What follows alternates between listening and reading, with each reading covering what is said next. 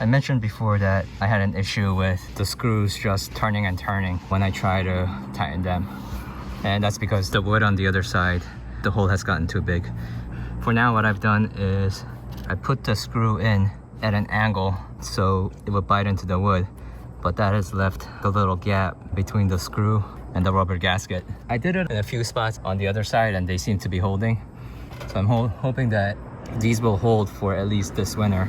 I do have a way to fix them, but that's gonna take more time and I really need to get started on the septic. So I'm just gonna leave it like this for now, and we'll keep an eye on the leakage to see if these have to be addressed this year or I can wait until next year.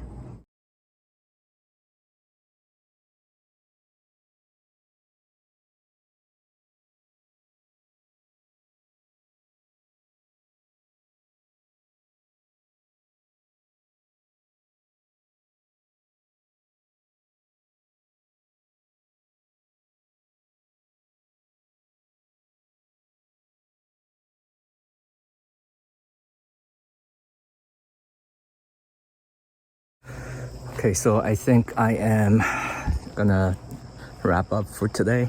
I got a good amount done. I think I'm about almost halfway through on this side. The next sections, we're gonna have to do it mostly with the rope, like trying to go side to side. So that's gonna be interesting. That actually went better than I expected. If you noticed, when I was moving the extension ladder, I really had to like jerk it around, and it was like bouncing against the roof, up and down.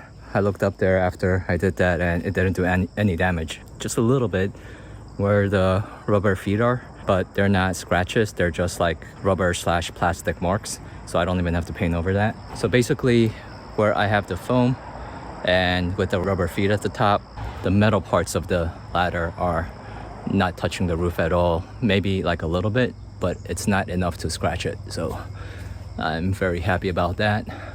Yeah, other thing I noticed was my bucket hydraulic line is leaky. It's leaking all over the floor there. It's dripping right now. I'm probably not gonna address it until I finish the roof. But once I finish the roof, I'm gonna try to address the problems on this tractor. There's two that I know of. There's this leak, and then there's another leak on the right side bucket feet. That one, when I use it, it just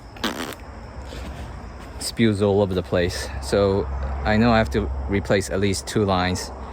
There's a few more wet lines underneath. I don't think I have to do those yet. I think I'm gonna kind of wait on those. So we're gonna probably replace 2 lines before I start digging for my septic.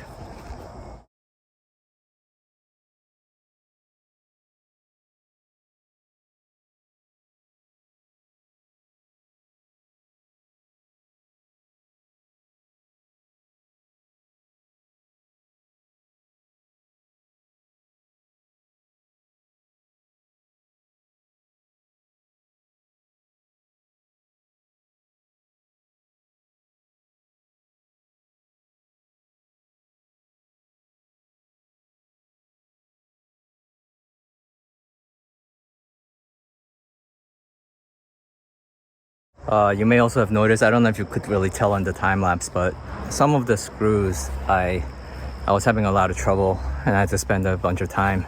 That's because the wood on the other side, where the fastener or the screw is screwing into, it's like partially, I mean, at the end of the day, the hole is too big. And I think that happened because the water leaked inside and rusted the screw.